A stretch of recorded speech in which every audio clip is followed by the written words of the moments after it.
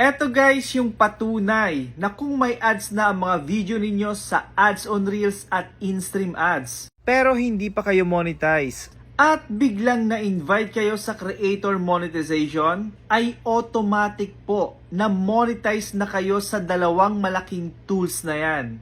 At eto po ang resibo.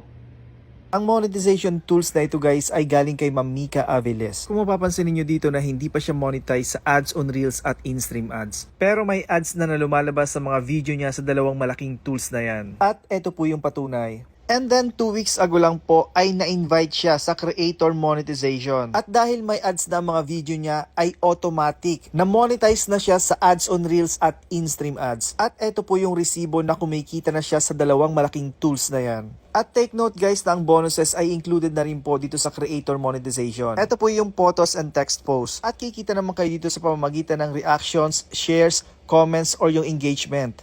Kaya sa mga in-review pa rin ang in-stream ads magpahanggang ngayon or hindi pa nai-invite sa Ads on Reels, ay antay-antay lang po kayo at baka magulat na lang kayo na creator monetization tool na pala ang ibibigay sa inyo. Maging consistent lang po araw-araw sa pag-upload at umiwas sa mga possible na violations. Malaki ang chance na ma-invite na rin kayo.